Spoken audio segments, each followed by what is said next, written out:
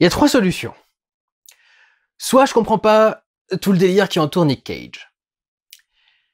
Soit je me suis trop fait des films, je me suis trop préparé à un truc un peu ouf, vu que c'est Nicolas Cage, et du coup j'allais forcément finir déçu, un peu comme ce qui s'est passé avec les films que j'ai regardés pour les rattrapages de 2021. Cela dit, au moins Pig était un excellent film, et même Prisoners of the Ghostland était pas désagréable à regarder non plus, quoi. Ou troisième option, ce film est nul. Je vous laisse le choix, c'est à vous de décider, parce que moi, tout ce que je peux faire, c'est vous donner mon avis à moi. Mon avis à moi, c'est que je me suis ennuyé devant un talent en or massif, ou The Unbearable Weight of Massive Talent, un film donc qui prend le personnage, l'acteur Nicolas Cage, pour l'intégrer dans une fiction. Alors bien entendu, c'est pas exactement Nicolas Cage, c'est une vision de Nicolas Cage, mais c'est un peu le même principe que par exemple JCVD, qui est un film qui est intéressant de rappeler parce que c'est quasi exactement le même principe que JCVD. C'est un personnage extraordinaire, un acteur connu, une célébrité, un truc dans ce genre-là, intégré dans une fiction à quelque chose d'aussi extraordinaire. L'histoire de JCVD, donc, c'est que Jean-Claude Van Damme veut faire un retrait à la banque ou à la poste, je sais plus, et il y a un braquage juste à ce moment-là, et il se retrouve pris dans le braquage. Dans The Unbearable Weight of Massive Talent, ou Un talent en or massif, Nicolas Cage est invité par un homme riche nommé Ravi, qui est joué par Pedro Pascal, qui est excellent dans ce rôle, pour le coup. Je suis beaucoup plus surpris par le côté fun et intéressant de la performance de Pedro Pascal que par la performance de Nicolas Cage. Donc le personnage joué par Pedro Pascal, Ravi, invite Nicolas Cage chez lui pour son anniversaire, parce que c'est un énorme fan, et il va le payer $1 million, ou un truc dans ce genre-là, pour venir, et Nicolas Cage, étant pas très sûr de ce qu'il veut faire avec sa carrière, décide d'accepter pour obtenir l'argent, au moins pour pouvoir rembourser quelques dettes, et ensuite voir ce qu'il va faire avec sa vie. Et arrivé sur place, il est immédiatement embrigadé par le FBI dans une enquête sur Ravi, qui serait un mafieux. Je pense vraiment que le film a un problème. Je pense pas que c'est juste moi qui me suis trop fait des films en voyant les bandes annonces. Je pense pas que ce soit normal qu'un film de 1h48 soit incapable de contenir plus de blagues qu'une bande annonce de 2 minutes 30. Quand on en arrive à ce résultat-là, il y a un problème.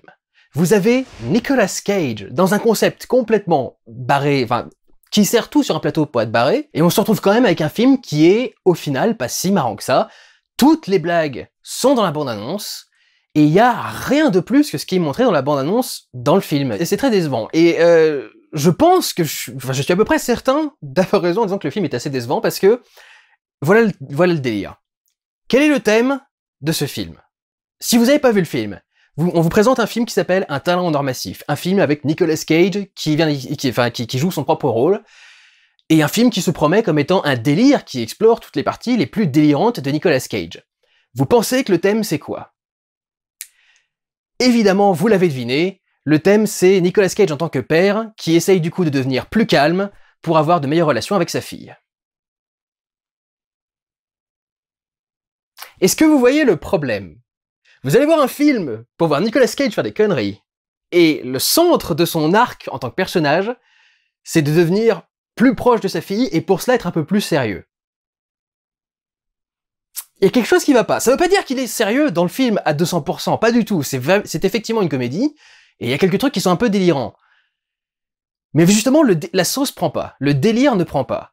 Quand arrive le climax final, avec la scène d'action pour qu'on essaye de faire un film un peu plus hollywoodien, ils en parlent d'ailleurs dans le film, comment est-ce qu'on essaie de vendre le film, il y a une histoire de film dans le film, etc. Donc ils parlent de comment faire un film, du délire qu'il pourrait y avoir dans le scénario, etc.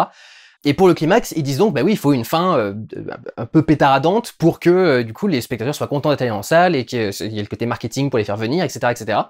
Sauf que quand, arrivé à ce moment-là, la blague marche déjà plus, en fait. Il y a tout un délire, il y a toute une mission que se donne lui-même Nick Cage pour essayer de résoudre un problème. Je vous dis même pas quel est le problème exactement, mais je me rappelle pas l'avoir vu dans la bande-annonce. Et pourtant, ils en parlent comme étant un argument de vente pour la bande-annonce, pour essayer d'attirer des gens, etc. Et en fait, c'était pas du tout dedans. Et une fois que t'es dans le film, c'est un peu malaisant, presque. C'est pris trop au premier degré pour être un truc sympa. Mais il essaye de trouver une solution, du coup, à ce truc-là. Et quand ça arrive, t'as l'impression que c'est ça part trop en couille, et que du coup, tu pars plus sur le côté, c'est juste le délire de Nick Cage dans un monde normal, en fait. C'est ça le truc qui est intéressant, c'est de confronter Nick Cage avec sa personnalité si étrange à un monde qui est relativement normal, et de voir du coup le décalage que ça crée avec son jeu si particulier, sa façon de parler, etc. Et au final, bah, pendant le film, il est relativement calme. Quand il y a des trucs un peu délirants, il est pas le seul à être délirant, il y a aussi Ravi qui est à côté, et du coup, ça met moins en avant le truc Nicolas Cage. Et donc quand tu finis sur le climax Nicolas Cage qui part en couille, t'as pas vraiment l'impression qu'il... Si, t'as l'impression qu'il part en couille, mais t'as l'impression que c'est pas correctement amené par le scénario et que ça colle pas à la vibe qu'il essaie de lancer depuis le début. Enfin, j'ai eu beaucoup de mal. Je vous avoue que j'ai eu beaucoup de mal. C'était sympathique, ça m'a arraché un ou deux sourires, des trucs dans ce genre-là, mais c'est franchement pas si ouf que ça. Alors peut-être que je connais pas assez le délire Nicolas Cage pour rentrer dans le truc. Il me semble quand même avoir reconnu les 3/4 des références à sa carrière et à qui il est, et à sa façon d'être, à sa façon de parler, tout dans ce genre-là.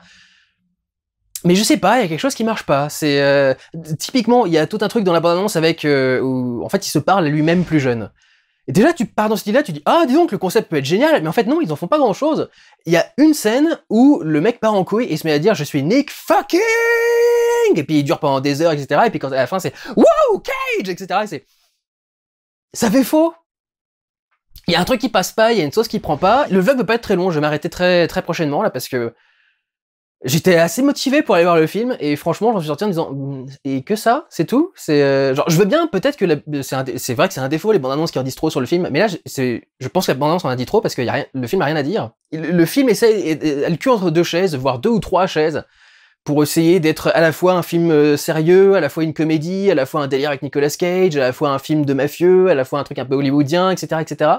Et je sais pas, je pense que en essayant d'être tout ça à la fois, en fait, il a fini par ne rien être véritablement.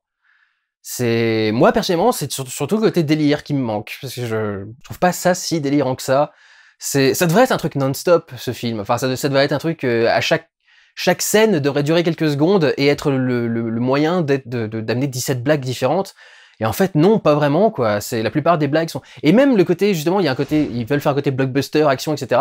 Les courses-poursuites sont assez bateaux, sont assez lambda. C'est juste de la bagnole dans une ruelle, quoi. Et puis il y a pas grand-chose de plus. C'est pas très impressionnant, c'est pas très drôle, c'est pas très profond, c'est pas très... ça arrive pas à être grand-chose, j'ai l'impression, quoi. Et je sais pas si c'est juste moi qui suis le mec qui tire la gueule au fond à la soirée, ou ce genre-là, mais j'ai vraiment l'impression qu'il y a un truc qui passe pas, qui est pas très cool, qui est pas très bien foutu dedans. Enfin, non, il y a quelque chose qui est pas allé. C'est pareil, les mecs du FBI qui sont là en coup de vent et qui servent à rien dans l'histoire presque. Enfin, je sais pas. Non, j'ai vraiment été déçu. Dans les quelques petits trucs que j'ai à sauver, j'ai noté 3 plans qui étaient un peu cool. Il y a une transition qui est sympathique où il est en train de se regarder dans le miroir d'une salle de bain pour savoir s'il prend une telle ou telle décision. Et donc t'as un champ contre champ sur lui, un gros plan sur le visage, et puis ensuite un plan sur le reflet du visage, et puis peut-être un plan plus large, un truc dans ce genre-là.